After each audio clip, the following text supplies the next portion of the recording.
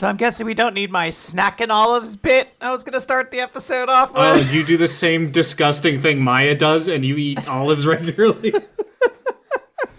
No worries. We don't have time for it. Let's move into the episode. There's many stakes to have. We're going to have to integrate it into the plot. Quinn, Parks has olives. What is he doing with them? Yeah, we can fold this into the character interaction. So to open this episode, everybody is going to meet together, the circle of trust, the player characters, to discuss the current situation. I just want us all to be on the same page as we go into the final wet and dry arcs. I believe these are the last two separate parts we're going to do. So this is maybe the last downtime. I literally don't know. I don't know who's going to survive. I don't know what the state of the world would be. So I want us all to talk in character to each other. I think we should have this scene in the shade of the banyan tree, and I think the NPC should be present is Captain Commander Commodore Cassidy, because he was in the middle of telling us something when there was a cliffhanger. So if he wants to at some point explain that to everybody, but yeah, in character, Reaper, are you eating olives? Reaper would never eat olives. That's revolting. How dare you suggest that? Commander Cassidy can be crunching on some olives, though. And that's right. I said crunching. So they're crunchy olives. I don't like that combo. What happened to his olives? That's strange. It's a delicacy in the civilization biome, so... Yeah. Oh, no wonder they're evil. Is Killings, like, sitting there, like, fucking fuming that Cassidy has these prime fucking olives? Yeah, she's actively disgusted. I think she is sitting up against the banyan tree with a clipboard taking notes very officially. Yeah, she has a lot of thoughts to say to the party, but I don't want to, dictate what we should talk about, but I want to make sure everyone knows everything that's going on. Before we move into the individual downtime scenes, just so no one is confused about the stakes as we get towards the finale. All right, well, we distracted the giant for the amount of time necessary, so I do believe it's your job now to make sure you kill it. So we got one thing from General Rayso that's like a little bottle cap or something that Killings has, and then we're going to be hopefully finding something else that will help right before the fight starts. We've been getting everyone amped up and ready for it. We're gonna take White down, and hopefully he will land not anywhere where people are, because he's very big.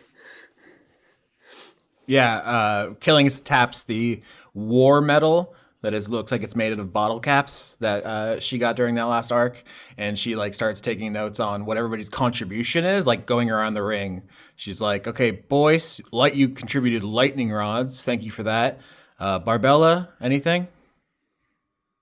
What did Barbella contribute anything? Barbella remembers nothing. Here's a thought: what that vent that is in the back of the church, is there a way to bottle the essence of that so that people up above could be refreshed during the encounter, for example? Doesn't that make you high? First, Dan gives just people mildly high. Just mildly last high. rites. Now we got to give people the religious high, and we've got to cross those together, and everyone will be super ready for the fight and not blazed out of their minds. Imagine how fucking wild it would be if, after LeBron did that reverse sweep of the Warriors and won the championship, he was like, "I was high the entire time I did this."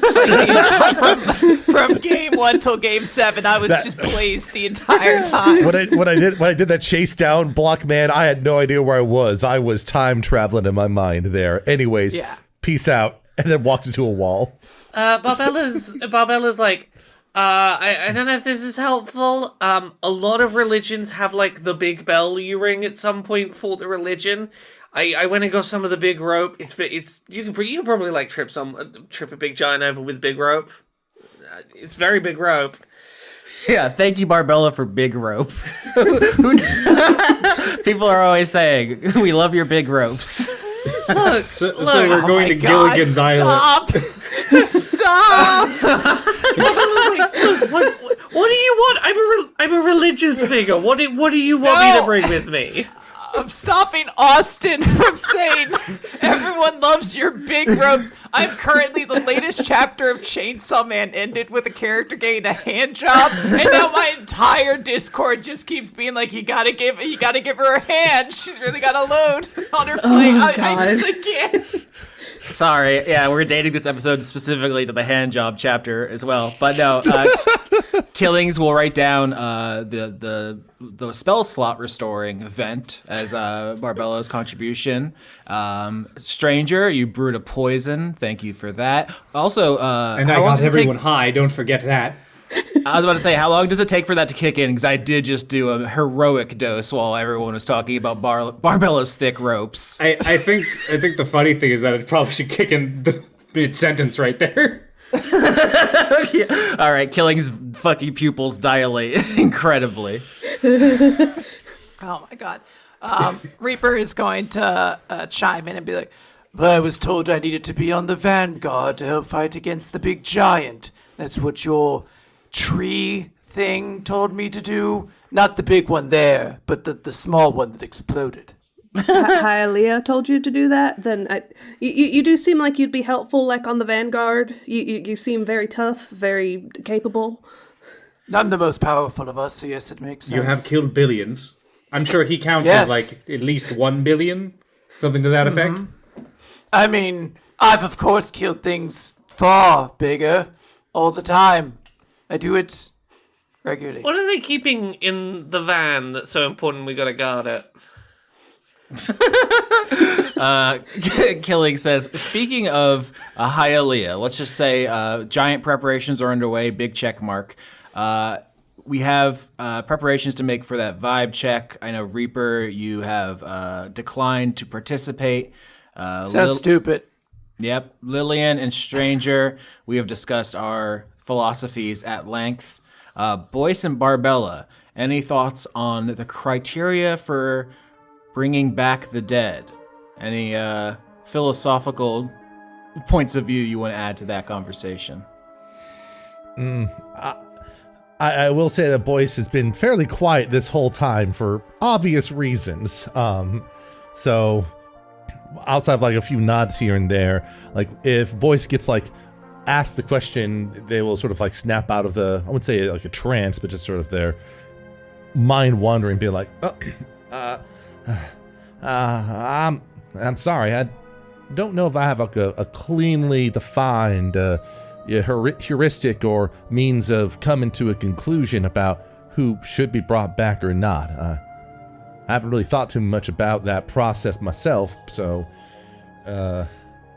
Are you using a point system? Does everyone come into this world deserving a second chance and they lose points along the way? Yeah, do you go from 0 and you earn points, or do you start at perfect and you lose points? Do you start with like an arbitrary number that goes up and down based on where you are?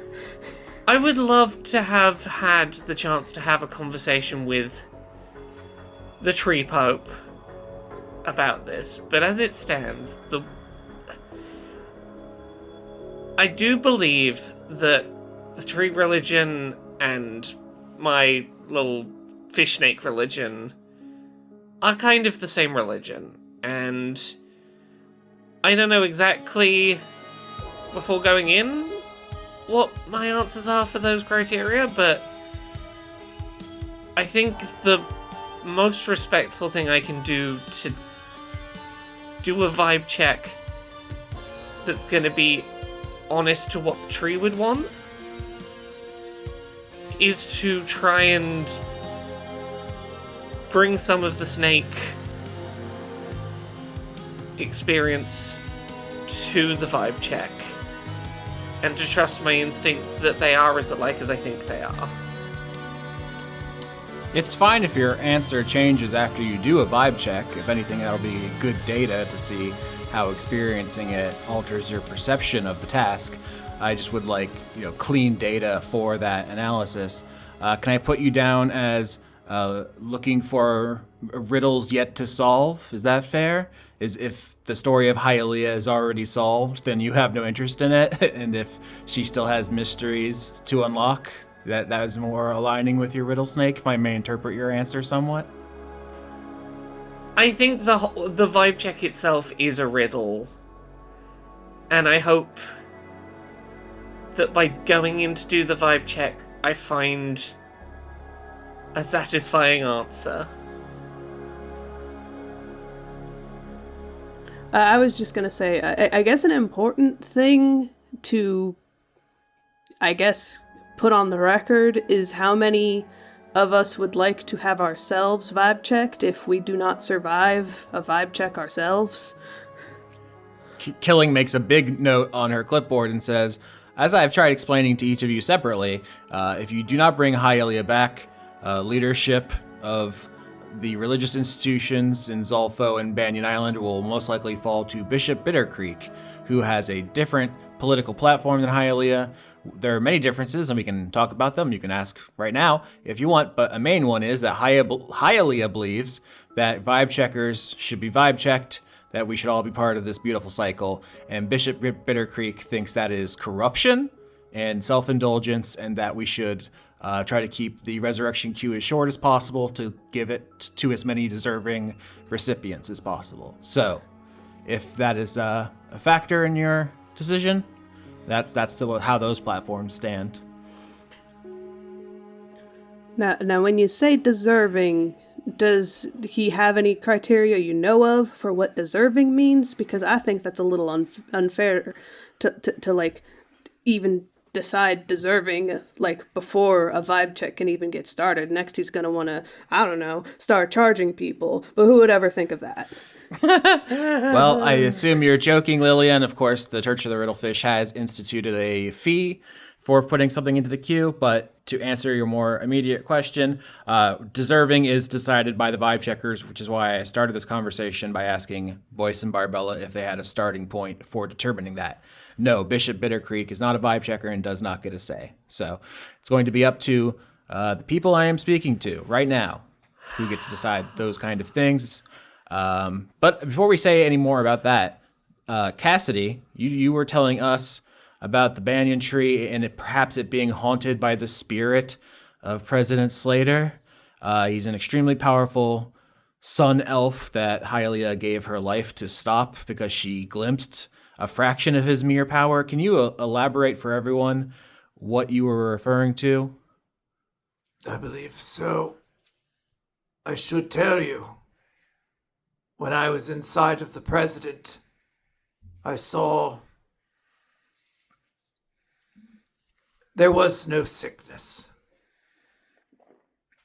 The president committed suicide. Whoa. New content warning for the show. All to get a new body. He obviously wants a new body for some purpose, but for what reason?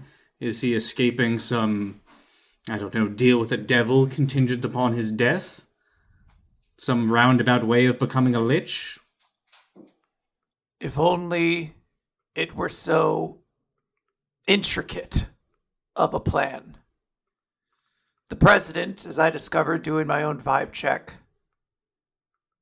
has felt his body age in its time being around so much machinery and, in his own words, innovation. He feels slower. He has more creaks in his body than he used to. He considers it an imperfection that he should be rid of, and decided the queue would solve his problems as it served him and him alone. It's like the billionaires who inject young people's blood, like Peter Thiel and Jesus that one Christ. guy. You know, the guy who's using his son as a blood bag. Have you all seen this? I know Yeah. this man. He terrifies me. He's the worst. So like Yeah. That's why I'm friends with Austin. if Slater wants a new, younger body, I like speaking a little out of character. Does the tree, does the whole vibe check process? Because I thought it can't reverse the aging process. I thought it would like be for like, you know, deaths not caused by old age. I know he like committed suicide, but like before that, like I think it would just restore him back to the point before he did that. Am He might I not know correct? that. He might not know So, I that, mean, but that is a question. We have had characters that after being revived have noted that they're like a little bit healthier, and we know that pushing someone into the well again makes you like extremely healthy. But I mean, you are ultimately, yeah, you're correct. He doesn't really know that information. So he just has the assumption that this will fix his problems, and there is nothing else to really consider at that point. It is everything exists to serve one purpose for him. I will say that the Well of Resurrection is ostensibly the spell True Resurrection, which, quote, closes all wounds, neutralizes any poison, cures all diseases, lifts any curses, replaces damaged or missing organs and limbs. So, yeah, my understanding is that it doesn't reverse his biological age. It just puts him at 100% maximum healthiness for whatever age he was. okay, that makes sense. Yeah, like if he was dying of like if he died from severe amounts of poison, it wouldn't bring him back to life just to go, yeah, but you're as you were when you died, so there's still poison in you. Back to dead you go. It would regrow his foreskin. It would regrow his foreskin. Dan, you don't have to. Just like Killings- Wolverine. Okay. Killing says that drug really must be hitting right now because I could have sworn I just heard Stranger say something about foreskins. Stranger will chime in and say, well, if that is the only thing he sought, I believe he would have failed my criteria on that alone. A fool's errand. He's done nothing to deserve it. He killed himself. The end. We're at the end. As mentioned, President Slater had many contingencies. I was just the first. And there is a real chance this island will have to contend with the rest of them going forward. Yes, Killing says, so it seems that both Dry Team and Wet Team have two pressing issues, two enemies, two antagonists. Dry Team, you have White and Slater, and Wet Team, you have Master Evers and Baron Valenzuela. Does anybody need to be caught up to speed on any of these four issues we face? So I know that's Baron of the Banana Boys, and Evers was Reaper's master. Yep, and both of them got to be dealt with because they are problems. Okay. Gonna violently attack them until they stop being problems. Barbella, I'm glad you said that because according to my reports and what I've gleaned from interviewing people is that your capacity as, let's say, fixer for the church puts you in a rough space vis-a-vis attacking and killing Baron Valenzuela with no pretext. Here's what I have written down. He tried to broker a deal with the K-Parts that didn't go well, but that it's okay to do a business deal. That's not a crime. The Banana Boys found you unconscious, nursed you back to health, and enchanted your weapons to help you. That's not a crime. Then he hosted a martial arts tournament, which you won. Reaper, you in fact beat his most talented fighter handily in front of everyone. Not a crime. And then he found Allison beaten up and nursed her back to health and released her to you. Not a crime. So what exactly would you be killing this man in cold blood for? So I will say you are correct. Most of that technically not crimes. There is the bit where he made the threat that Allison would not survive unless I made some sort of deal at his behest. That bit probably a crime. I believe you that there was a dark implication there, but I believe if we bring this to any sort of court, they would say that you struck a deal which has been very beneficial for the church and is widely being considered a smart move, and that's not really a crime. Would you consider a crime? Would you consider it a crime if that deal was made at knife to throat point? Because he did have a thing that he was in a position to slit my throat. At the time the deal was made, I do think that's mitigating circumstances. Like, I'm pretty sure a lawyer would agree that deal would not hold up in court. Yeah. Would you, under Zone of Truth, do you think he would be able to say, I playfully held a seashell near them because I feel like that would play for the jury in a different way than what you perhaps experienced. Wouldn't the question back to him just be to threaten her with the implication of death if you do not agree? Listen, I believe Barbella that this is a bad man who's done bad things. I'm saying, how do you plan on murdering him and getting away with it? I'm mostly... It's so strange that you people care about this in this land. I would have just killed him. I agree. I'm not saying I have a plan. I am just saying... This man made me call his bluff on slitting my throat, and he feels like a problem. I think... would I understand that what you're trying to maybe push toward is like maybe they need to find some implicating evidence of the Baron's like wrongdoings before they do anything like extrajudicial? Yeah. Uh-huh. I'm saying I see two problems for Dry Team. The Giant, which we've set up fortifications and reinforcements, and Slater, who we don't know what their other contingencies, and we are keeping an eye out. For Master Evers, he has returned to the Hadal pelagic layer of the ocean. Is that... Everyone's just giving me big fucking words to write down. The really deep bit. So he is gone for the time. I assume you're not going to chase after him, which leaves the Banana Boys. And my question is, what do you plan on doing about that? You know, Austin, it's very funny that this whole like situation, right? Because this is obviously modeled after the Wild West. I remember I was listening to a podcast where a person told a story how they met like this like old man who like owned a farm, and they told the story of how, yeah, we got all this land because my grandfather, back when this was the Wild West, just kind of murdered all of his neighbors and took it. Yeah, no, this is explicitly modeled on some things. So I don't.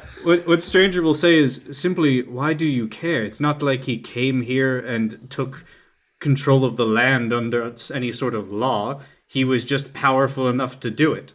If you're powerful enough to kill him at the end of the day, you are making the laws then. I mean, I disagree with that. You know, religiously, I don't think it's ideal to just go do a murder just because with no justification. And if I couldn't justify that decision afterwards, I would struggle with it. Stranger sort of shrugs and says, that's not the point I'm making. My point is that he threatened you. He seems dangerous for your entire enterprise. Of course you'd kill him. That's how we do things back home. Enemies one day, friends the next. We could go to his house and we could destroy it, and then beat him up so he has to go someplace else. He's a slug, right? Or break Salt his him. legs. Yes. Yes. He's a saltwater nudibranch, but tomato. This is just something you need to think about going forward, because he's buying up all the land in Zolfo, controlling all the vents, and has begun dictating church policy. So if you want to stop him before he gets too powerful, that window is rapidly closing. So I do want to do that. Yes.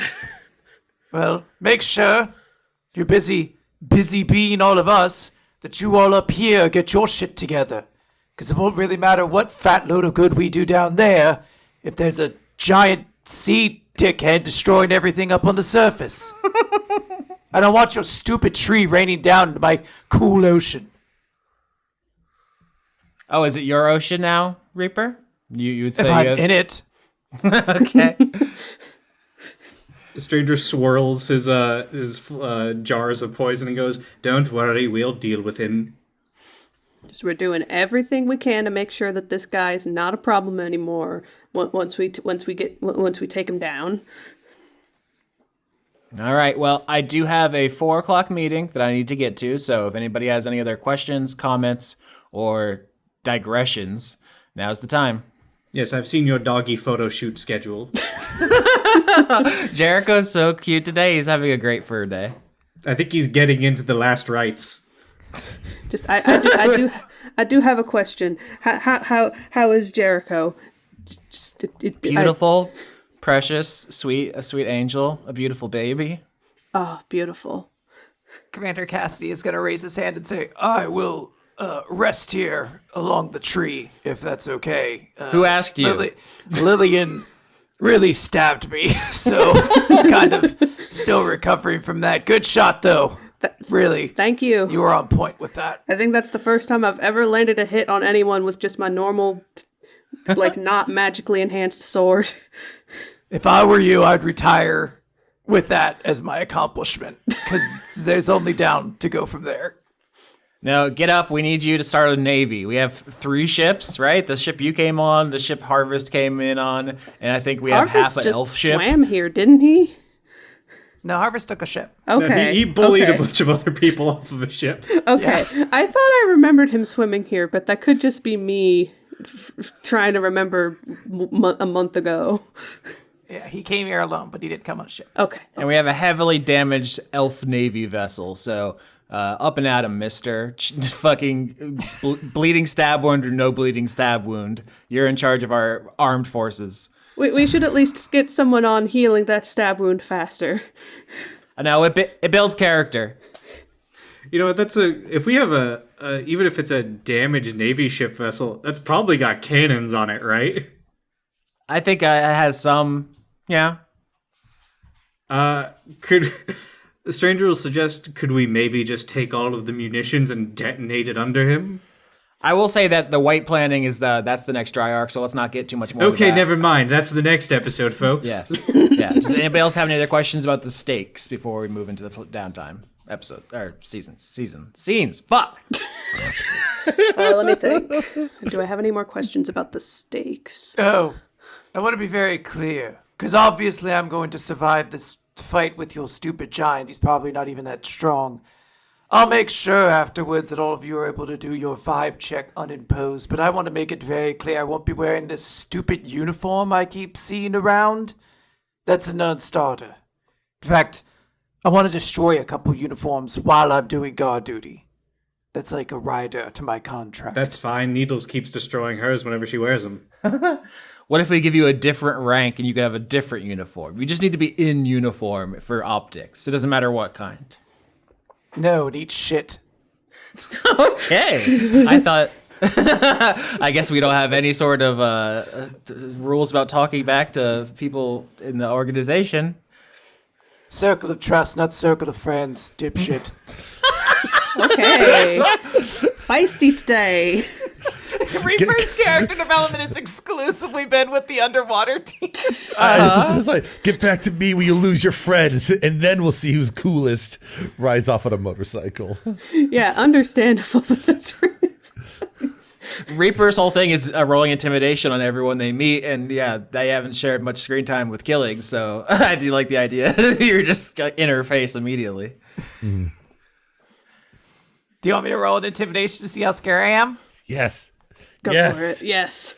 15? That's very scary. Yeah, she gets up and moves to the other side of the circle out here. The drugs are kicking in too hard. She can't handle this. Reaper's fucking up her trip.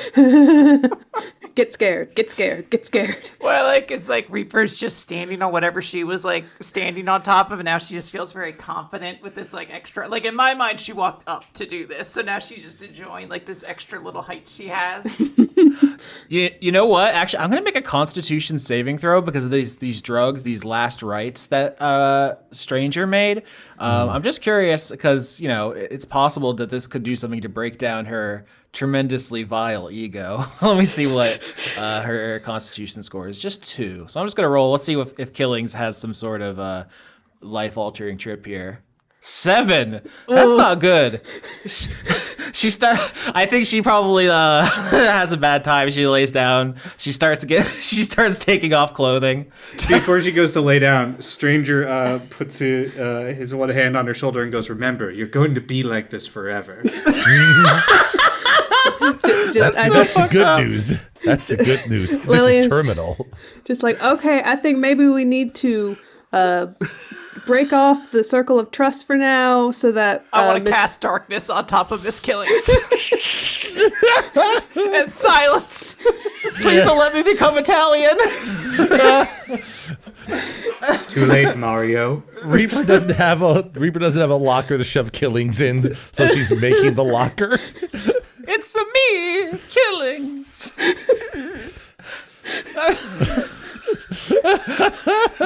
I'm becoming Italian. I get to see the horizon.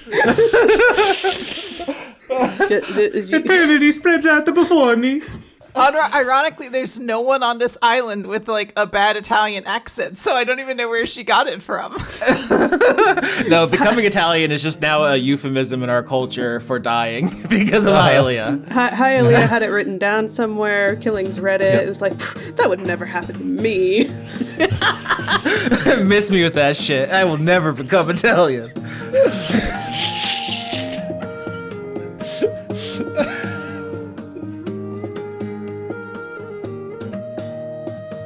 Yeah, I think Reaper is gonna walk over to Stranger, like separating them from the rest of this scene, and she's gonna be like, you know, it was pretty awesome when you talked about just killing the business Banana Bear and Banana Boy. It's pretty awesome. I agree. We should just kill him. Thank you. I'll admit this place is still a little bit strange to me. I understand conceptually in, let's say, more civilized lands, yes, the rule of law and all that, but again, this place is being established. So he bought land from someone who said they had ownership of it. Until you can actually enforce something, it doesn't really matter. He's not even the strongest. I beat his best fighter. Doesn't that mean I'm the strongest of his organization? Don't I just get everything he had? How does this work? I think you have to kill him first. That's generally how it worked back home. Is this like Pokemon, where after I beat you, I take money from you as well? I think, yes, literally, that is often what happens. That's called a mugging. Oh. Wait, should I get into mugging? You'd be quite good at it. I do think that there's potential here. I have to be careful. This voice slowly becomes Stewie Griffin if you leave it alone long enough.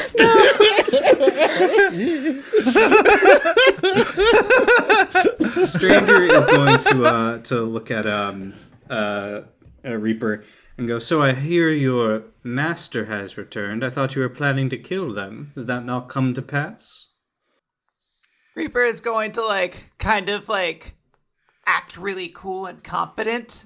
And she's going to say, well, I fought him once, and I lost. So I thought I didn't have the right to challenge him again. But then I fought him again, and I found out he's weak, actually. Oh? How so? Well, he can't even survive up here. He couldn't come up here and do this dance that I'm doing. He'd explode or suffocate or something stupid like that. I always looked with my master with such respect, thinking they were so strong, but he's fundamentally weak at adapting to his environment. I don't really know if he's actually that big of a threat. He seems like kind of a sad loser, now that I think about it. Stranger kind of smiles a little bit, because I think that's effectively what he told her when they first talked, 4 months ago, something like that. Yeah, it's been a bit. Because I think we had a conversation about this a while back. I believe I also said that working with others can occasionally lead to benefit and growth, like a number of ants pulling apart a spider. And he kind of glances at her. I think she's wearing a bunch of bandanas and ripped clothing right around her arms. And I think you can probably tell it's been ripped off of Boyce and Barbella's clothing. And he'll ask, have you reconsidered your stance on working with others as well? Well, others usually slow me down on account of me being so fast and, of course, stronger than everyone. But I admit there are times where it is useful to team up with others. It could accomplish something. And if nothing else, it saves me a lot of time. Perhaps I could also solo White the Big Giant, but it seems more helpful to have the rest of you around, I suppose. And I think for all intents and purposes, you have defeated your master. Doesn't sound like there's anything left he can teach you. Yes, but I suppose he's not going to be done with me. I'll have to find some way to deal with him. Or at least find some way to make sure he doesn't bother anyone anymore. What do old people do in your place, the pumpkin world? Most don't live to old age in my world, in my home. Strife, violence, the upcoming generation tends to take them out beforehand. Some do live long and then disappear. Some believe that might be walking on to another adventure, another myth, another legend. Likely it's just a quiet death somewhere. But it's a nice thought all the same. And your home is full of a lot of darkness. Stranger smiles and says, "The sun never shines there. You might like it." I suppose I might. Perhaps after everything is said and done here, I'll go there and become the strongest of your lands, too. Be careful, you might pick a fight with Harvest talking like that. Oh. Well, he has a scythe, so I don't think we'd be in different brackets. I think, it's weapon versus, martial artists. It just wouldn't be the same. Oh, really? He's considering taking in sumo, although he might bite at the stomachs. He cheats like that. Oh, well, I definitely only want fair opponents who are going to follow the rules and things of that nature, and, we'll just leave it up to chance, I mean, if it happens, it happens, but, do they do, like, random draws for tournaments over there, or... It's more of a jumping ranking system? Oh. Well, good. I'm strong enough that no one will ever want to jump me. Stranger will laugh a little bit and say, "So are you ready to fight this white?" Well, I suppose the question really needs to be aimed more back at you all.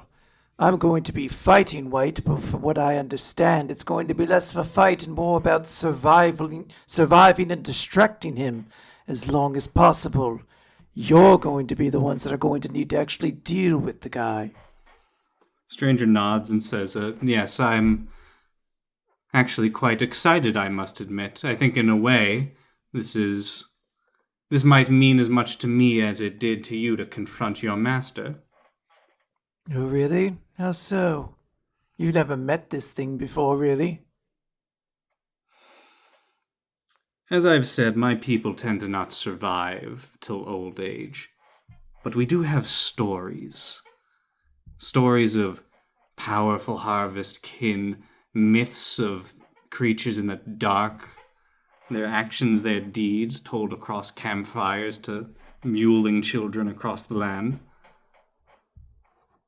Killing White would be an excellent addition to Harvest's story in the things I could grow from his corpse. Everything is impertinent and fades someday, but I could do something wondrous with it. And maybe my people might be a modicum safer with him at my back. You don't care at all about your own legacy? Don't you want any of the stories that are shared to be about you? Stranger will kind of gesture to his body and say, "I am physically weak amongst my people. I might have magic behind me, but if it wasn't for happenstance and not a small amount of luck in the defense of my brother early on, I probably would have died a forgotten death in some lonely field somewhere, eaten by crows and left to rot. I've never really cared much about my personal legacy. I have to think towards the future for my people. It's my entire job." That's a shame. From what I understand, a lot of people here think quite highly of you. I hear far more people talking about Stranger than I do about Old Harvest. Perhaps you should consider getting a couple stories shared about your own exploits. There is a few things back home. I've talked about how terrifying and dangerous the place is, but I do have a soft spot for the younglings amongst my people. It's my job to raise them, of course. I do it best I can, although I don't stop them from getting themselves killed more than I need to. They must make their choices for themselves. But every so often, the muling fleshlings of other races and other biomes will find their way into my patch. and I will give them the fright of their lives. Hopefully I'll teach them something about fear and where they should be treading at night. Maybe they remember me in their darkest moments, that little fear. I'd never kill them, of course. There's no need to, and it would be too dangerous for my people. They'd come burn my patch down. But I think in a small way, I'm keeping a few people up at night. Do you care much about the legacy you have here in Zolfo and your Banyan Tree Island? Eventually you have to leave it all behind, right? Stranger nods and says, I do like the people here. And I'll admit, maybe I have been too inflexible in my viewpoint on how this place is run and what it does. I won't lie, and part of the reason I want Hialeah back is that I think I think her influence would be a moderating factor against Bitter Creek and his desires, which could potentially threaten my people. But I also feel the need to do this right and what I believe is important in the correct way to treat a soul, a body, etc. I suppose I do take some small pride in what I'm doing here, even if there is a bit of hypocritical interest in it. How about you? After you kill Evers, do you intend to stay? You have nothing tying yourself down here, as far as I'm aware. Or do you intend to start your own dojo? Take on students of your own? I have family here now. But everyone has to leave their family at some point, right? Uncle K-Part leaves town all the time, so perhaps it'll be my role in life is to just kind of wander to somewhere new and then return with tales of what I've seen and accomplished. You remind me of my brother. That's what he does. Maybe you two could travel together. Wouldn't that be fun? That actually could be pretty cool. Hold on a moment. When does your brother plan on leaving? I figure he might leave soon after we deal with White. The job will be done there, and then I get to the boring part of growing something out of his corpse. He tends to get very dull with the intricacies of farm life. Very interesting. And at this point, I think like the two of them have kind of like reached the gig and like are about to enter. And Reaper's like grabbing onto the door and says, "Oh, I did hear about something that interested me. I heard you're going to do a vibe check on." And Reaper kind of like points to some of the like remaining skeletal parts of Stranger and says, "You." Yeah, Stranger kind of like gets a little bit of a grossed out look on his face and goes, "Yes, the way I see it, it's the only option. We might get something maybe compatible with my abilities. I'm in theory similar to who I grew out of. And if we vibe checked the Coral Queen, Allison would want an answer. And we don't want to make another enemy while we're dealing with this." What will you do if the person who you were didn't deserve to die? I had already asked my team to make the promise that whoever we checked does not come back no matter what. But I have been riding them over every hypocrisy, every individual issue. Maybe that's not fair of me. Maybe I should do this right and give them a chance, however disgusting I might find it.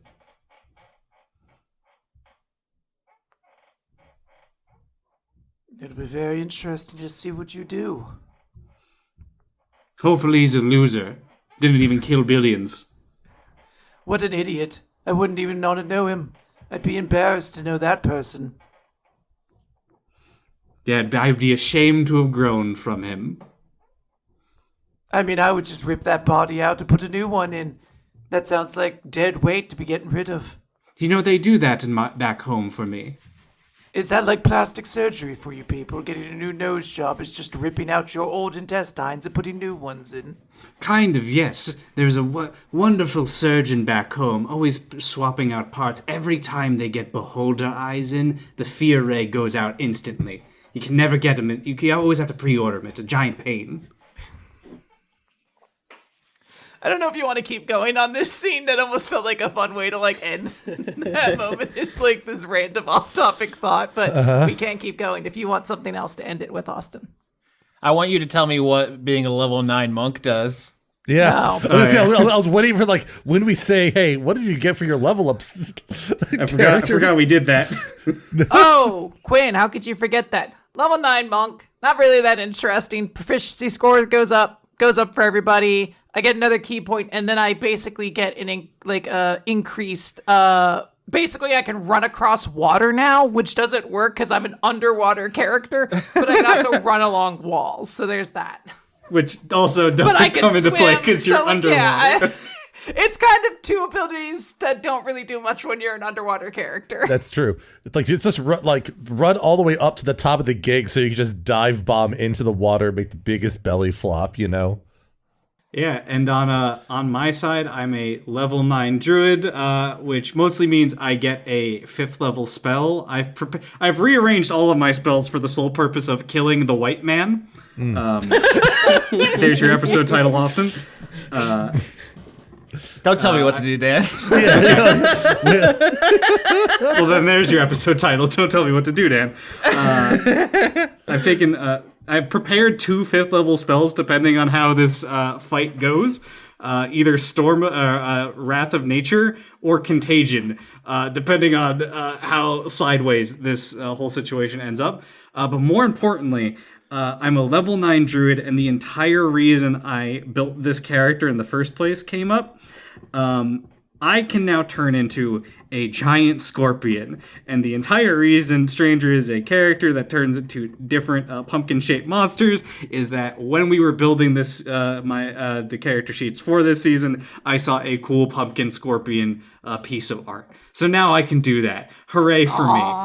I also found out that I was supposed to be adding my proficiency bonus to attacks if my proficiency bonus was higher than the animal I was turning into. Wasn't doing that, so I've got that now, which is great. So you gained knowledge about how your character works by leveling up. That's a useful outcome, yes. And finally, I have improved my spell save DC, which is now a 19. And that's my my level up. As we fade out on Stranger saying, have you ever had to haggle for centaur legs? They don't always come as a matching set, and you got to get them at the same length every time. It's a giant pain. I'm faster than a centaur. Oh, now is that for? It's probably from your glutes, not so much the legs at that point. That'd be the muscle to harvest. Yeah, I've got a tight tush, I could really get moving. I don't have an ass. To be honest, I'm a little jealous. Oh, we've noticed. Deeply hurtful cutting. People talk about it. No ass stranger, they call you.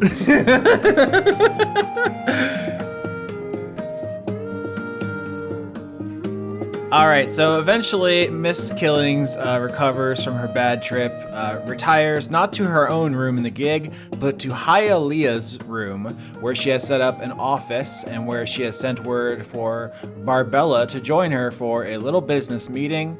She has a comically large ice pack on her head.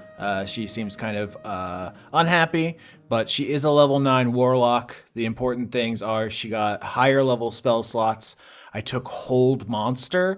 We'll see if that works on white. Maybe a waste of time. We'll find out. The other important thing you get at this level is an invocation, which I will discuss later because it's going to be something that I talk about with Barbella.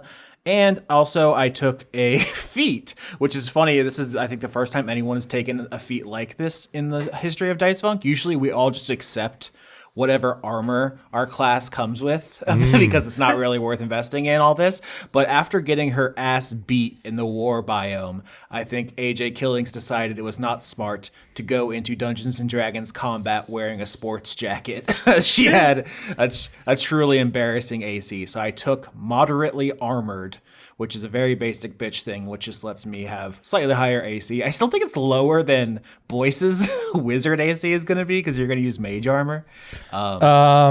We'll cross that bridge while we fall off of it. So yeah, she's still the squishiest person. She's literally just an executive assistant. You know, she's a secretary, but she got Harper to make her like a chain undershirt or something so that she can wear. So next time, halfling cannibals don't just start taking chunks out of her flesh. It was very unpleasant for her. Unfortunately, chainmail will only do so much when a giant steps on her. Yeah, honestly, I did not take that for like metagaming reasons. I was just like character development. I think it makes sense for her to be like, I need to put some fucking armor on. That was ridiculous. I will admit, I took a spell save increase because I ran out of feats to take. Yeah, Stranger's pretty cool, and my character is really more about yelling at people and loving her dog. So I'm going to have this little meeting with Barbella. What's your level up like, Laura? How do you enter this situation? I'm gonna really drag out telling you about Barbella's level up because I'm doing everything in my power to delay having to deal with this scene for Barbella because consequences are scary. So Barbella gets +1 proficiency bonus, some 3rd level spell slots. She's learned Blinding Smite, which is a fun spell. Successfully hit a thing, do big radiant damage, and hopefully blind it. Just sort of melee attack the force of heaven onto something. But the more interesting thing is I took a feat this level up. Strike of the Giants. When you sent me this, I felt like an idiot because I was like, how did I not think of this already? You're playing your character so cleverly, and I feel like a fool. Yeah, so this is a thing from Glory of the Giants, and the gist of it is that you get access to some cool giant magic. When you hit an enemy with a melee attack, you can basically choose to make it do a few different kinds of giant magic. And the logic I had, the justification I had for this with Austin was, White has been trying to fuck around, rooting around in my religion, trying to tap into my god. That failed, but as a result, Barbella can kind of now tap into a little bit of him. You go rooting around in my religion's magic, I get a little of your magic in me now. Yeah, the Riddle Snake said Uno reverse. No, you actually. Yeah, it's that I was talking about this to my wife Jane, and the way she described it was you spread the peanut butter with a knife you already used for the chocolate spread, and now it's just a little bit of both. The little cross contaminations happened. You culturally appropriated his magic. He tried to culturally appropriate mine first. Yeah, White failed to summon the Riddle Snake, but while attempting to do so, had some of his magic drained, and now when Barbella hits people, in addition to her Riddle magic, she can now use Storm Giant flavored blasts and stuff. You can do that equal to your proficiency, which I believe is 4 times. Yeah, now. so she's got a giant strength belt and some giant magic now. She's slowly picking up like what things can I steal from the giants? All right, so you enter what used to be Hyalia's room. All of her stuff is still in here. There's a lot of vellum scrolls. You see some of her published works like Sproutling Scholars. You also see the manuscripts that she's been working on about all of the people she met here, like Stranger in a Normal Land, the book about Stranger. Things like that are in the background, but Killings is just sitting at the desk, ice pack on her head, paperwork in front of her, and she waves you in. Are there by any chance, like, I'm going to assume multiple Sproutling Scholars copies, like, everywhere in here? Yeah, so in case a fan shows up and they want one signed. Yeah, I think Barbella is, upon entry, gonna pick one up and go, I don't usually read books that aren't riddles, but I do feel like I should probably try and read this at some point. Some would say that those books contain riddles. I would say more of continuity errors, but I guess it depends on your perspective. I mean, I just think it would be nice if the the vibe check goes well, and Hialeah comes back to be able to be like, "Oh hey, I like this bit of your book. That'd be a nice like you're alive again. You write stuff good." She would love that very much. I'm sure you would be elevated to quite a high position. She looks after all of her friends. Say what you want about her other flaws, but that much is true. We are, in fact, here to discuss today your power and influence in the Riddle Church. So, good segue, Barbella. Cool. That yes. How can I help? Well, it may have come to your attention that there's been some rumors floating around regarding the mishandling of some remains that were entrusted to the Riddle Church. Are you aware of these salacious rumors? I am very much aware of them. All right. Do you want to tell me what you're aware of, Sister Barbella? I mean, I'm not going to beat around the bush here. I'm not very good at stopping and thinking things through.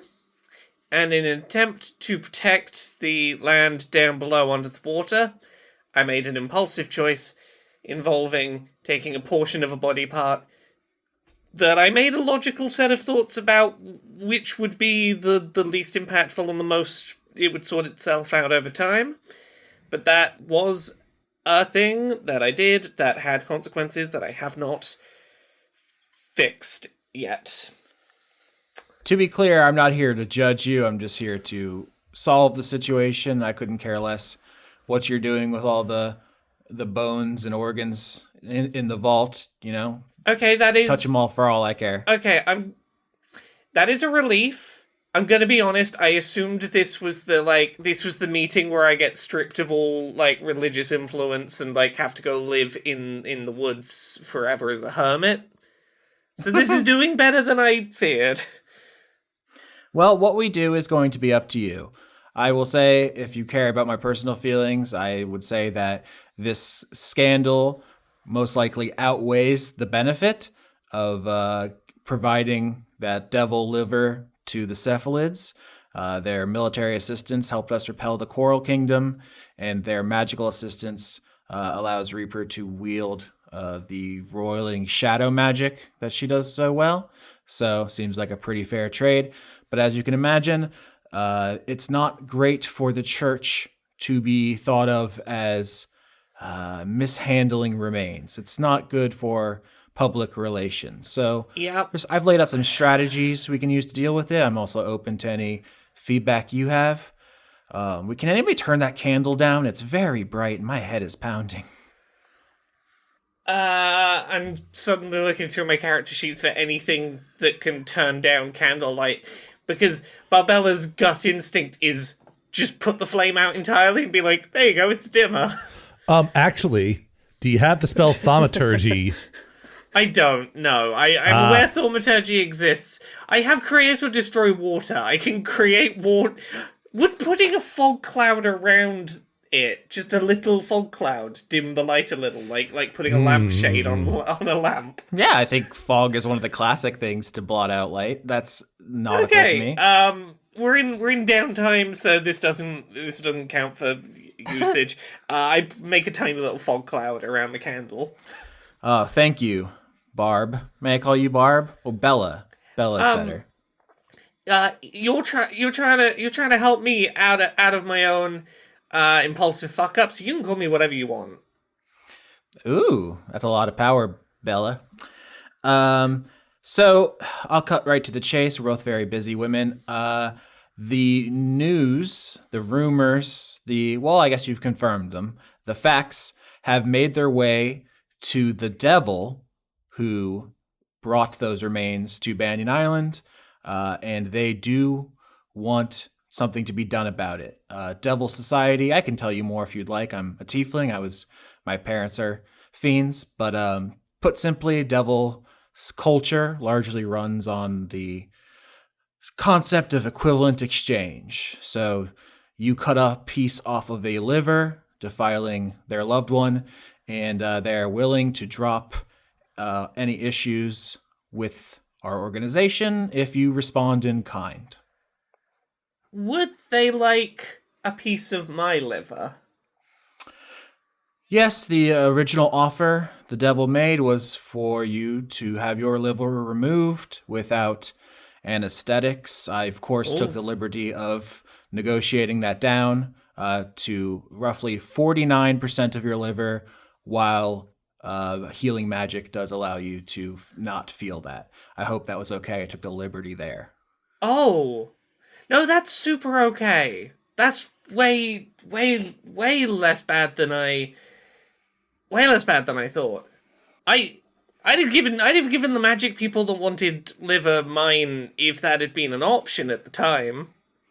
I do not believe a Triton liver would have worked for the ritual. No. I get that. Honestly, that's worked out okay. It does mean I won't be able to drink the wine that makes you gay for a bit.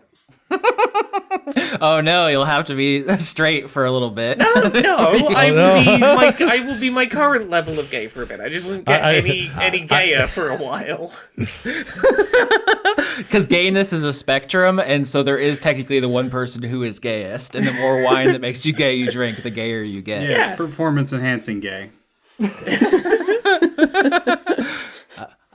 So I am open to a number of solutions here. As Camerlengo of Banyan Island, I can negotiate or deflect. We can make this scandal go away, she says darkly.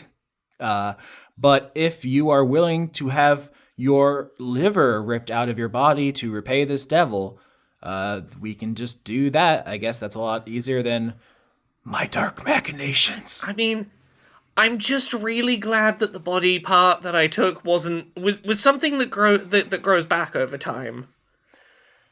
If it had been like a piece of heart, I'd have probably had a harder question on my plate here. I love that livers like just regrow themselves. They're fucking great livers. Yeah, I don't know if we rolled medicine in that episode, or is this just something Laura knows, that livers do grow back? This is just a thing I know. I know a weird amount about organ donation. My mum got to carry the Olympic torch in the Olympics because she donated a kidney, and because of this, I know too much about organ donation now. Whoa, that's cool. But yeah, the offer here is we need to make this church scandal go away, and I have this unscrupulous character here who will do things if you ask her to, but if you are willing to do this selfless thing, then we can do that. I'm going to tell you the consequence is that you lose proficiency with saving throws, all saving throws, because you are going to be recovering from that surgery. Okay, so I would be losing a +4 in wisdom and charisma.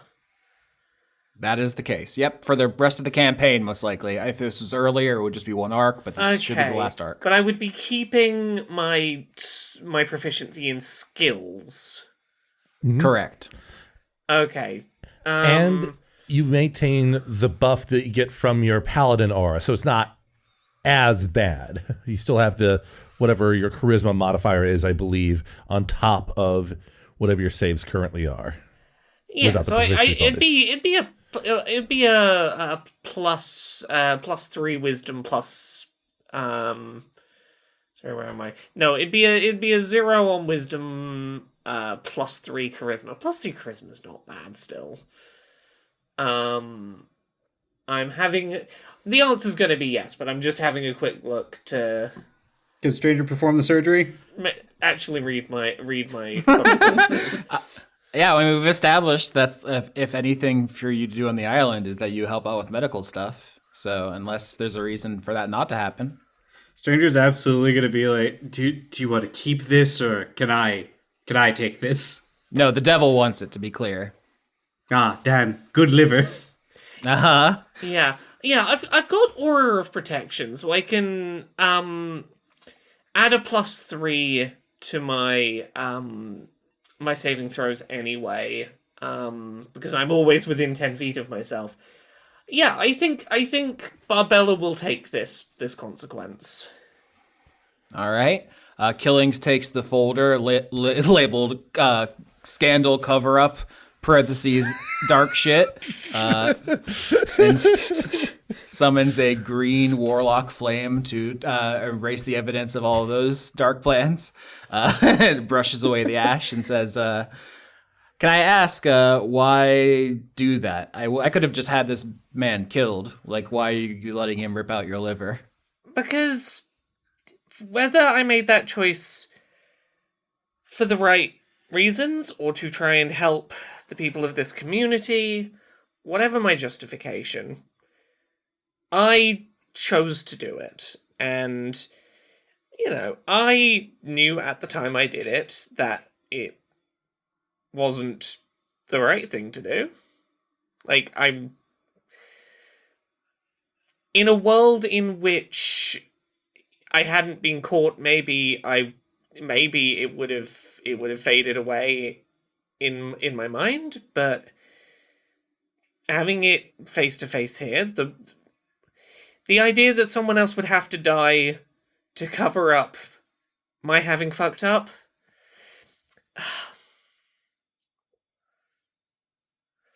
if I'm gonna get better at not just impulsively doing things, maybe there need to be consequences when I impulsively do shit like this. Maybe there needs to be consequences, but as long as I work here, that should be optional for people like you and Bishop Bittercreek and anyone high up in the church. That's the benefit of having me. It is. But for the next 3 to 4 months, every time I have to turn down another glass of the wine that makes you gay, I'm gonna remember to slow down and think about stuff. Oof, could not be me. I took that last rites stuff that stranger made, and it gave me too much perspective on my life and made me realize how insignificant I was, and now I'm having a bad time. Why did I do all that overtime? It's fine, but for a little while, maybe I'll just have the saltine crackers that make you bisexual. But let's be real, a saltine cracker's turning you straight. It's the blandest thing. But not if you put them in the broccoli cheddar soup that makes you kinky. Yeah, exactly. Killing says, "I don't particularly understand. You can explain to me if you want." My whole religion is about sitting and pondering things. And I need to get better at doing that outside of when I'm looking at the book of things to ponder. Put that into practice, and sometimes you just gotta do a thing that forces you to change how you do stuff, At Slater Mechanics, we had a saying, "I don't pay you to think." So, not really encouraged in the culture that raised me up. On the other docket for you, Barbella, I did have another thing I wanted to run by you. We are faced with a couple different options for doing vibe checks while we wait the Storm Giant's return. It was presented to us that we could vibe check Queen Kilpatrick, the Medusa. My concern was that there would be political fallout if we determined that she was a bad person and unfit for revival, that could reverberate down into the political situation in Zolfo. I know that Hylia doesn't want us to take that kind of stuff into account, but I just was curious if you had any input about Allison from the Coral Kingdom, who I understand is now a soldier of the church and seems to have been instrumental in your defeat of Master Evers. What is your concern, I guess? My concern is if we choose not to revive Queen Kilpatrick, that Allison will see that as a betrayal and will either abandon Zolfo in this time of need or outright lead some sort of rebellion and attack on the community. I think I would have a shot at talking with Allison and talking it through. As much as I don't think it would be, excitedly received news, I would hope that there would be room to talk through the... Alison's commitment to the Riddlefish religion. I would hope I could talk through in the context of the tree and the fish are part of a cycle, and the importance of that cycle being able to go the way it has to go. I think I could diffuse the worst of responses, I hope. Okay. I'm not sure if we're going to prioritize the queen over our other option, but I just wanted to ask you because it occurs to me if we had chosen the queen over General Raso, our last 5 check, that may have taken Allison out of the fight with Master Evers, and who knows what could happen there. So consequences are always live. Well, if things go south and then the next Master Evers fight has to happen without Allison, I'll be honest, the sheer amount of that fight in which Allison was being successful versus not successful, really hit and miss. I might have been better off just hitting Evers a bunch. That might have been a more successful strategy, it turns out, so maybe we'll be okay. Your loyalty to your fellow church members is admirable, which leads me to perhaps my final question. Are you going to be able to be impartial in the Hylia vibe check, considering if you choose not to revive her, you will, in essence, be installing Bishop Bittercreek, your leader, as the de facto head of both Banyan Island and Zolfo? You have maybe a conflict of interest there. I think you'd be surprised how little of a conflict of interest I have there. Do tell. I would love to be surprised. Bella. And Barbella, like, noticeably blushes at that. Bella's just like,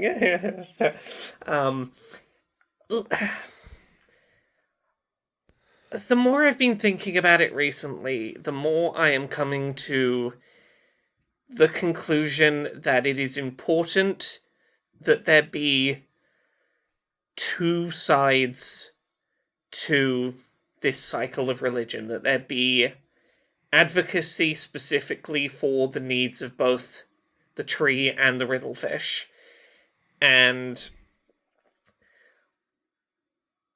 my religious beliefs are where they are, but I can simultaneously feel like my religion's leader essentially replacing another religion's leader isn't good for the balance of faith.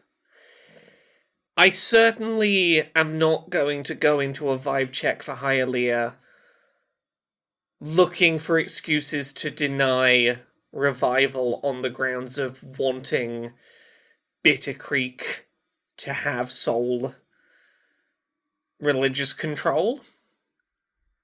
Quite the opposite, I think. Unless I see evidence to change my mind, I think that would be a negative outcome for all involved. I know people have expressed that they wish there could be a leader who had the interests of the wet and the dry perfectly balanced, someone with no biases whatsoever. It's an adorably naive world to live in. But I will be doing my part to ensure some sort of balance and communication is attempted, at least. In fact, as our meeting ends today, I would like to make a request of you, which is, can you take me to the ocean and drown me? Can I ask for some clarification? Can I watch? Yes. Yes, I had I believe, some sort of a vision on a stranger's last rites concoction, perhaps divinely inspired. But I believe that the powers granted me by the banyan tree are connected to the riddle fish. Like you said, there's some sort of cycle, there's some sort of flow, and I believe I am able to invoke a warlockish water breathing. But I am afraid that if I just try to put my head under the water, I am going to get scared and run away. I need someone to make sure I do this. This is where Austin tells you that Killings took the Eldritch Invocation Gift of the Depths, which allows me to breathe underwater and to cast water breathing on someone, specifically because I want to have this person make a good faith effort to do church stuff above and below. And currently, Dry Team can't go to Zolfo, but Stranger can turn into a pumpkin fish. And if I can breathe underwater and I can cast water breathing on Lillian, technically we can all go down there. Barbella will stop for a second and go, first of all, I am going to need you to put this in writing. I love to put things in writing. Because look, we're dealing with one PR crisis for me, and I don't need to accidentally drown you and be the center of a new PR crisis that I then have to deal with without you to help me deal with the PR. But yes, as someone that thinks that this whole cycle is connected, I think it would be great if there was ability for both of us to cross sides of this divide when needed. That is wonderful to hear. If Hylia is brought back, I will try to act as a bridge between our two communities. And if Bishop Bitter Creek is installed, I will be available to him if he sees fit to utilize me. But that is out of my hands. So let's go. Hold me under the water. I love my job. We have to activate the water breathing technique with some gentle persuasion. I just it's like this is a weird baptism to go through, you know. That is, obviously the literal thing I'm trying to invoke here is having this priest baptize me. But yeah, it's just, the dunk is a little longer than you would otherwise usually go for. Stranger prepares a cooler full of ice in case he needs to harvest something. It's fine. The longer that the priest dunks you for, the more religious you are when you come out. I'm pretty sure how it works.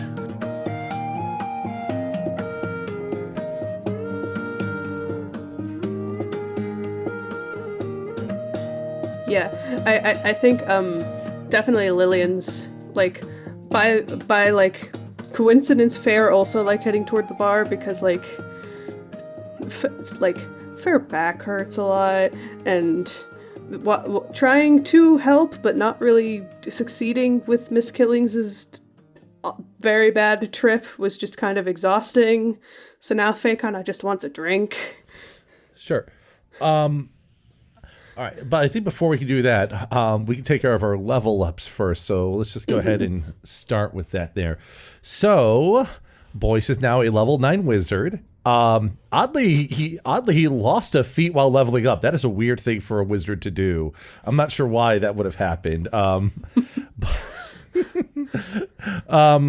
So main thing about level 9 for Boyce is just access to a 5th level spell slot, proficiency bonus increase, a few new spells, including the spell creation, which is always a fun one there.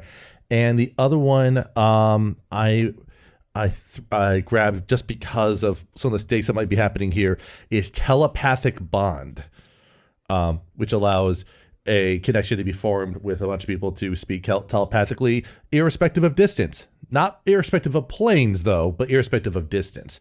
And the only other note of details is the consequence for Boyce going down less fight is their AC is permanently 1 point lower. To counteract that, Boyce already has the spell Mage Armor casted, and as a result, his armor class is 15. So yes, it is higher than Miss Killings.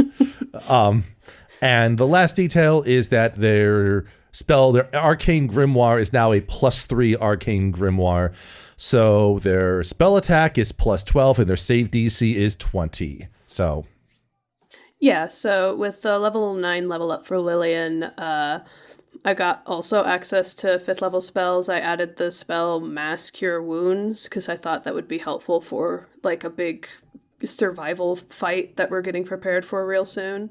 I also took the feat Inspiring Leader because that felt like it would be helpful to be able to inspire everyone around us to get some temporary HP. It gives them 13 each. Oh, and because Lillian also went down in the last arc, I talked about it with Quinn, and fair back hurts, you know? Like, got, like, stabbed from behind in the war zone, and now Faye's really worried about getting stabbed from behind again, and is vulnerable to slashing damage. Glenn, I can't believe you talked someone else into having the same issue as you. I was debating having slashing damage as a vulnerability for Boyce, so I'm fine with someone not on Wet Team having that to deal with. Yeah, since we both went down, we both had to talk like, okay, like we're basically like trading candy. Like, can you take vulnerability and I get the AC like point down? Okay, awesome. Yes. So, yeah, if Lillian is heading down into the bar of the gig, Faye'll easily see Boyce just sort of sat at the bar, drink in hand, looking as quiet and honestly kind of as glum as they were up above with the debriefing that we had gone through earlier there. So Lillian's gonna be taking a seat, just like kind of doing like a stretch to try to like basically like rolling Fair shoulders, like trying to like kind of make themselves feel a little more comfortable. It doesn't really work, but like Faye will like open up just like, hey Boyce, I didn't really hear much from you in the Circle of Trust. Are you good? I noticed that your little guy, your Gotti, is missing. Is there something wrong? Yeah, so when Reaper noted about how we got White distracted for a bit, the way we got the distraction to work was that Gowdy imposed as the Riddle Snake and led White away from Zelfo, and they're not coming back. White is coming back as far as we can tell, but Gowdy isn't. What? Ain't Gowdy like a little magic guy? Can't you like do the magic thing again? Cast a spell? It's a little complicated. Much like a lot of the other spells in my arsenal and such. The actual like design for the final touches on the exterior of the spell that brought Gowdy forth, well, that wasn't by me, that was by Ollie. And Ollie's not with me anymore. And for a lot of the other spells, it's been fine. I kind of look at their notes and their initial sketches and kind of work from there. But for Gowdy, I don't think we had any copies of that stuff still around, so it would be kind of trying to start from square one again.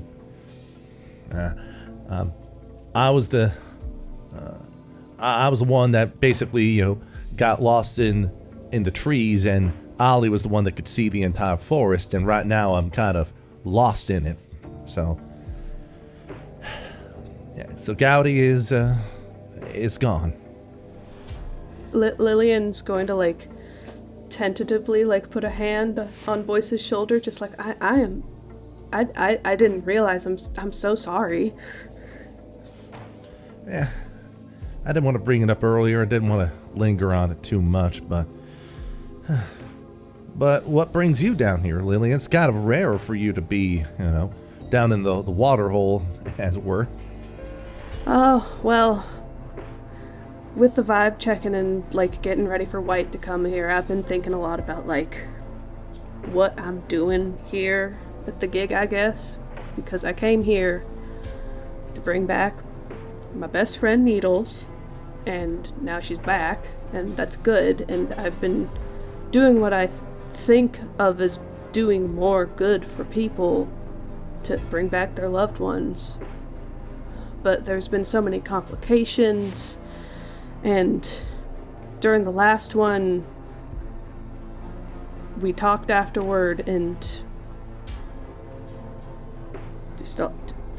the idea came up that over time, if we do this old political song and dance and like a Hylia, like she comes back, and like people will be vibe checked based on like what she believes, then like it might start being that the queue gets so long that people won't be able to see the ones that they want to bring back. They'll get brought back like years in the future, and I'm just sitting here thinking like, well, that just sucks. And then Killings suggested that like the idea of wanting to bring people back at all, like in a way, is selfish. And I told her at the time, well, I wasn't being selfish for bringing Needles back because, you know, I wanted her to come back, but now I'm just sitting here like worrying, like, am I selfish? Like, was I just trying to say something to make myself feel better? Who am I to say, like, if I was doing a good thing or not, bringing back my friend, because I didn't get a chance to ask her. Well, that's kind of, I mean, not everyone gets the opportunity to ask somebody if they'd want to come back, you know? Like, I've said many times before, I'm kind of in a rare case where, because Ollie's condition and everything else gave us kind of a long view of it, you know, that is certainly an advantage that we had. As for with Needles, whether or not, I guess the question is, you know, on one hand, it doesn't really matter whether your reasons were selfish or not, to a certain extent, right? I guess so. I mean, she's here either way. She's here, and she seems to be embracing being alive again. And for some, you know, for those who kind of view things from a strictly consequentialist sort of standpoint, the motivations be damned, you know, if the outcomes are all that matter. But obviously, there's more to the outcome than just Needles being back, right? Right. You know, and I guess the question is, you know, have you had a talk with Needles about the whole thing, about their feelings on the matter, and maybe what they want to do now that they're back? Well, I guess that is another part of why I'm down here, like in the watering hole. It's because I haven't talked to her directly since White woke up and threw trees at the gig, because I guess I'm scared to. Like, whatever we talk about, I don't know if she's gonna still be upset with me, if she's gonna be scared about like what's going on, because like if I die like during all this, like I'm trying to come to terms with that. Like if Needles dies, I don't think she can go through the process again. That's it. And I'm worried about how to take that, you know? Just like, how would she feel about it? How am I going to feel about it? So I've just been avoiding her, honestly. I gave Parks a note way back when, but aside from that, I don't think she's really heard from me. Well, that seems a little, I mean, down below, you might... Barbella might be known for being a little too impulsive at times. It almost seems like the inverse problem. It's the star of the show shying away from the spotlight, you know. I guess it does seem a little ironic, I guess. I love to perform and be on the stage, but like when it comes to real life, I can get a little hung up on everything. And I guess there's no such thing as like an off-stage mask you can put on that allows you to be like your authentic self, but not worry about like being vulnerable. But That would be nice if there was. I have so many masks, but there's not one that can help me in this situation because it's just about talking to someone I care about. yeah, I mean, when Ollie and I were getting out of school together, there was some trepidation. There was some thoughts because my family wanted me to come back home and kind of do some family business stuff. But at the same time, I wasn't sure if I did that, when would be the next time I'd see Ollie.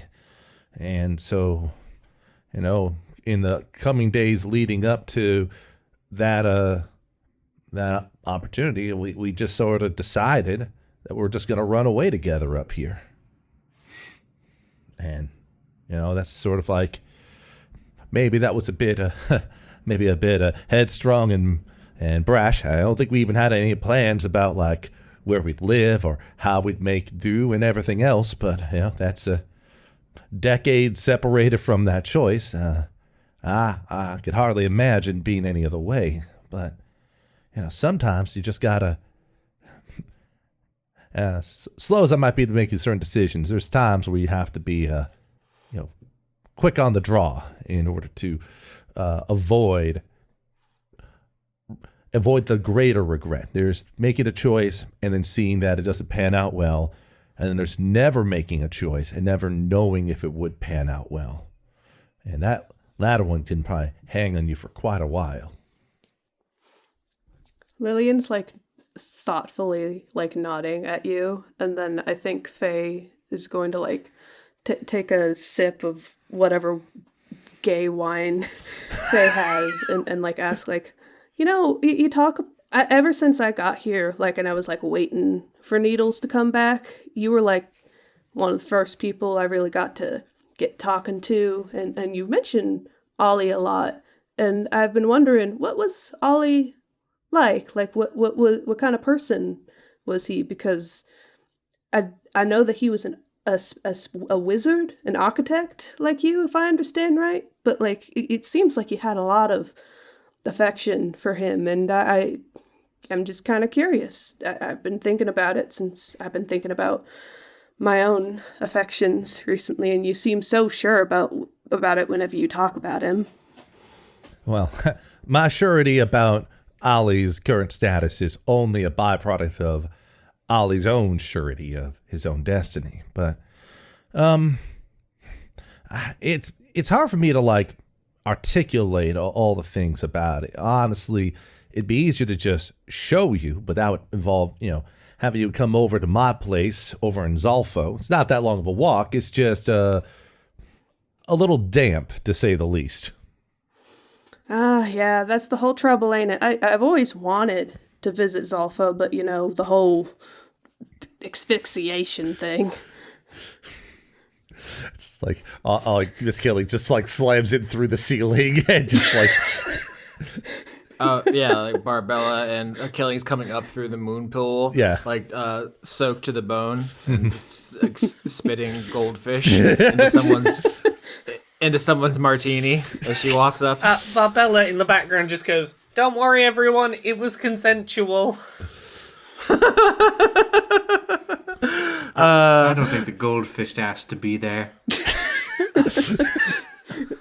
Killing says, "I don't know if this is going to be useful against White. He can breathe underwater, so maybe if he decides to take this one to the briny deep, I can go after him. This was purely for this Baka, it's not like I like your church or anything." Look, you can say what you like, but we know what this was. There's a glance between the two of you from Boys at the very least, and Boys will just got to point over to Killings, just like.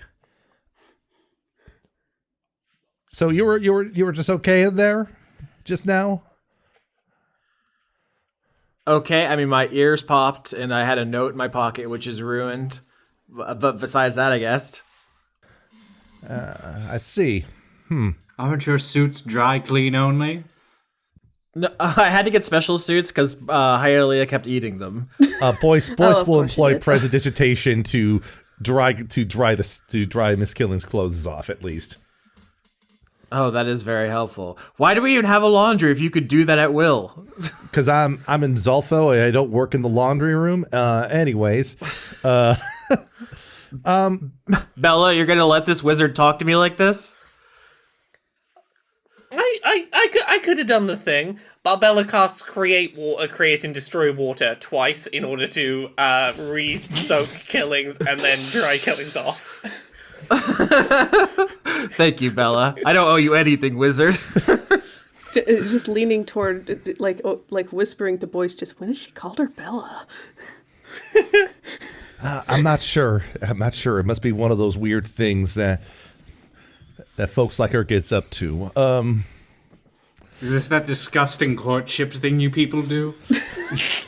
Stranger just like around, just engaging in commentary.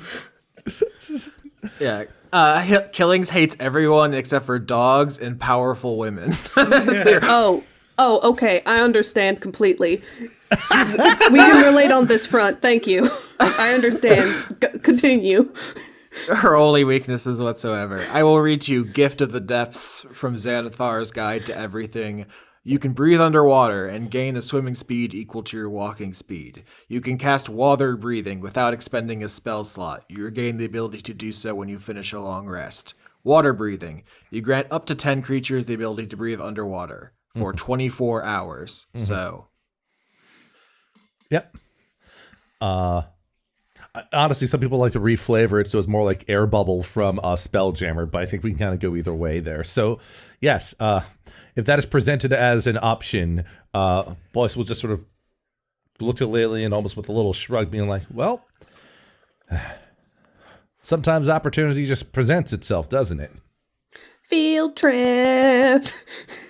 Yeah, I think the flavor of this is Killings imbues a banyan fruit with a spell and like tosses it at you. Lillian just says, "Knock yourself out," and just leaves. And if you eat it, you basically like kind of have a big bubble come out of your mouth and surround your head, and then you just have like a little big like a helmet of bubble basically.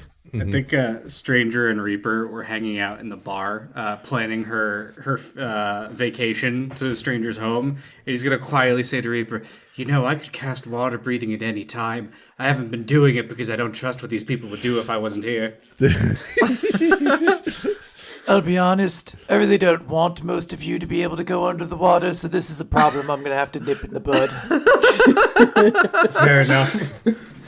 Once all of you start being able to go down, this whole shit stops being cool.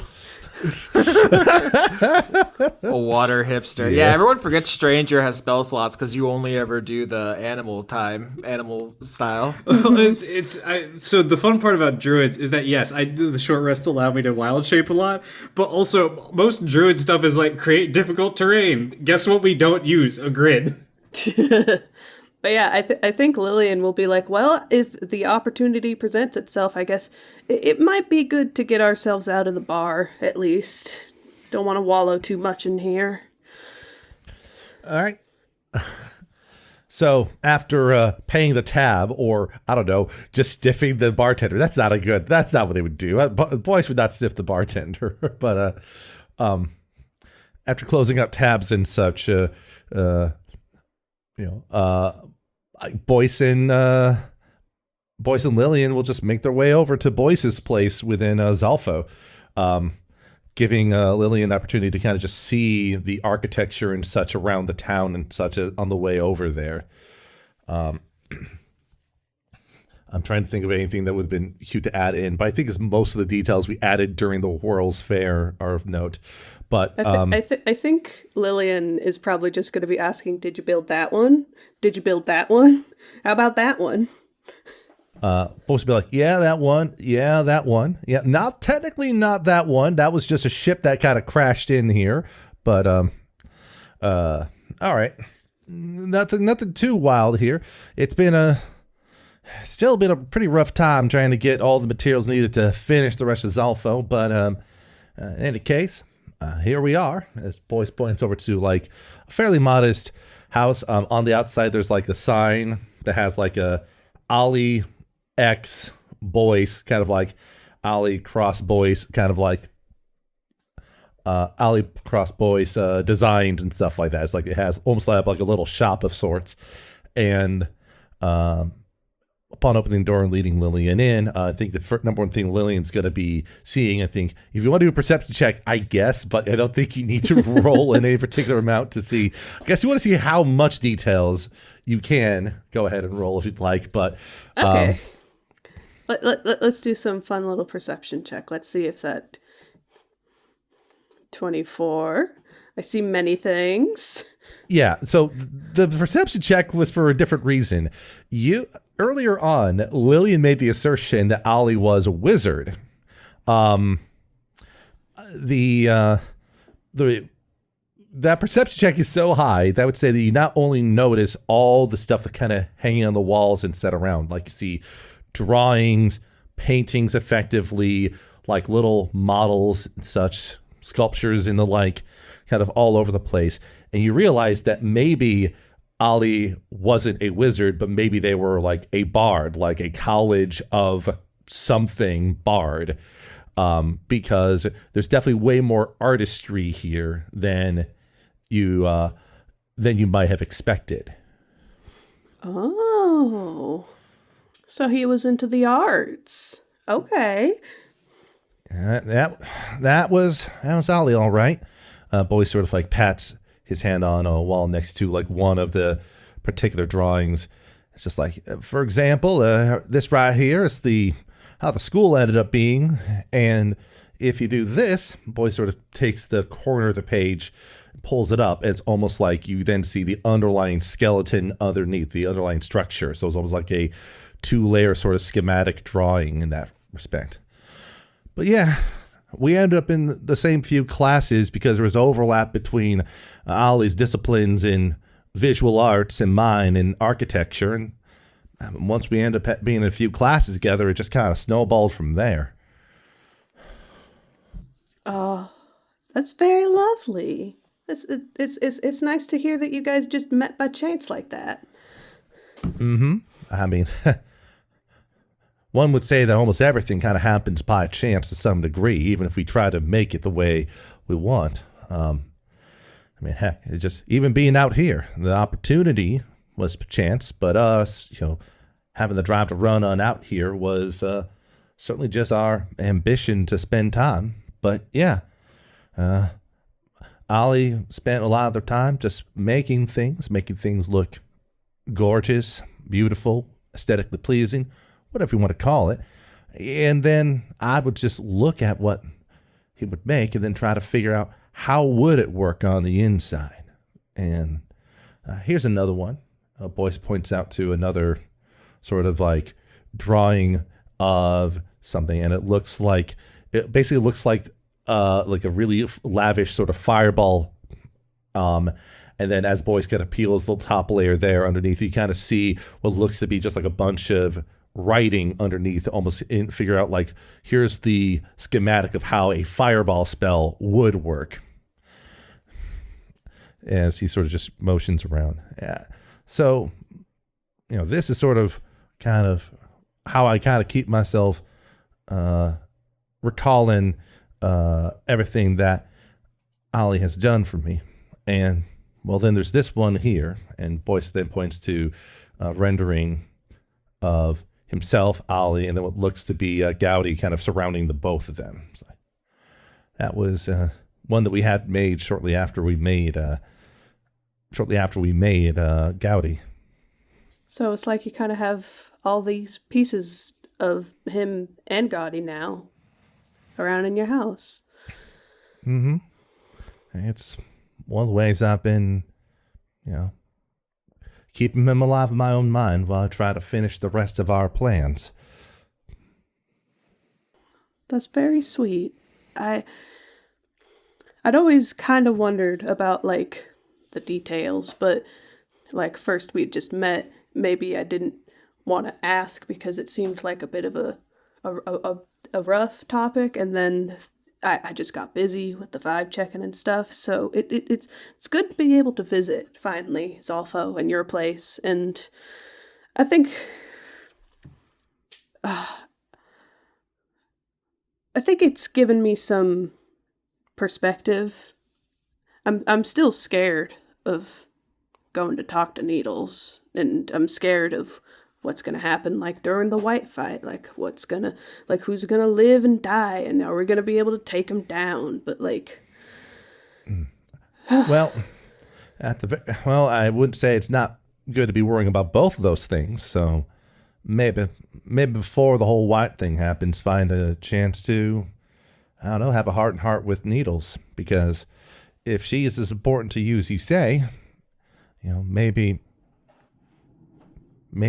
you should make sure that she understands that clearly. I should probably get myself to do that, at least before we do our next vibe check, so we can get the last little things in place for the fight. Well, tell you what, Lillian, I know this may seem a little weird, but if there's something that you want to take from here as a gift to bring back to Needles, I'm sure that Ollie would be happy to know that something of theirs would be an item to help foster and kindle another relationship even further. Well, like, I mean, I wouldn't want to impose. Like, I'm the one offering here, Lillian, all right? It's hardly an imposition in that case. just Faye's like, okay, you are offering. It's a lovely gesture. Okay, I guess I could try to look around and hear something. I bet she'd probably like something very like uniquely like of the person it came from, because she's always talking about like how different cultures and customs like do like they make art and like have certain rituals for like honoring things, all that kind of like anthropological like stuff. So something that would like say like something that's like unique, something that says something really strong about itself and the person who made it. It might take me a moment to. I'm trying to think of like what spell would be the basis of that type of thing here. Witch bolt? No, just kidding. Just like Witch bolt. Maybe probably tiny hut, right? Because it creates something of architecture, which would in turn be representative of a culture. Sure, that could be. Yep. Yeah. So with that, like, yeah, that's a good thought there. Boyce will then just sort of be like, I think I'll do you one better there, Lillian. Here. Boyce leads Lillian onto like another room, and like in a little on a table there's a bunch of little sculptures and such, and one of them is of like sort of a particular like water like a water genasi style sort of domicile. Boyce then looking at that little sculpture takes off his glove and takes off a ring from his finger. Not the ring that Miss Killing slipped into his hand underneath his glove somehow. That Pomeranian was definitely really distraction hardcore there. But basically, while holding this basically simple gold band that he has on, which is, it's tarnished a little bit. It's been in salt water, so a little bit, but basically use it as the basis for the spell creation, effectively, with a little bit of a permanency attached on there, to create basically a gold replica of that little sculpture on the table. Basically, it doesn't transmutate the ring. It just uses the ring as a material to, let me double check here real quick here. Yeah, So it basically forms a copy of the object, and with the usage of the permanency element of the ring that Miss Killings gave voice, it's a permanent little, like, it's almost like a trinket, but it's a golden little model home that was designed by Ali. And Boyce will just be like, decided to punch it up a little bit for you there. Sorry about that. Oh, no, it's lovely. Thank you. Well, hopefully you understand a little bit better now about, like, what Ali meant to me and why I'm doing what I can. I think the instinct I have is that Lillian just wants to give Boyce a hug. Just be like, I'm still sorry about what you just lost and what you did before, but it's good to talk to someone about these kinds of things. I'm getting a lot of new perspectives recently, and I don't know, just thank you for talking with me. Thank you for being available for me, Lillian. Now, I suppose we might as well get back to the gig so you have hopefully some time to talk to Needles before things get too busy for you. Yeah.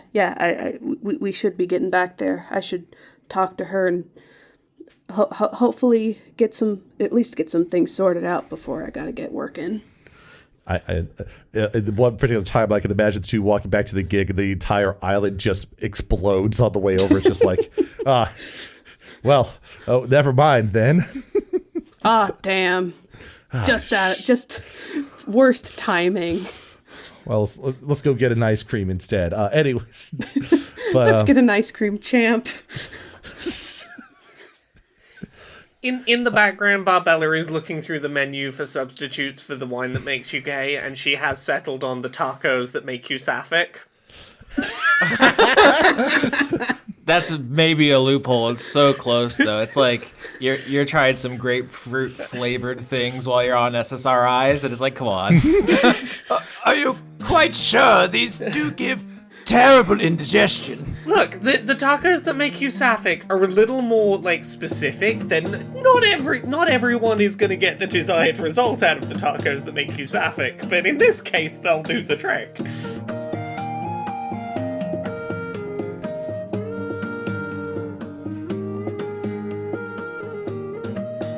I was going to say that we outro this episode, we do a patented Dice Funk cliffhanger. Oh no, everything's hit the fan. It's so tense. Tune in next week. What if the end of this episode is Stranger and Barbella doing liver surgery while she tries to have increasingly gay excuse food? Before we consider that, Needles would hate Zolfo, right? Because she's a cactus. It would just be insufferably wet. I like the thought that Barbella is awake during surgery just shouting things like, do they make the pomegranate that makes you, like, technically bisexual but very femme-leaning? Dear, I am wrist deep in your guts right now. Whatever you eat is going to end up on my hands. Could you please not contaminate the surgery?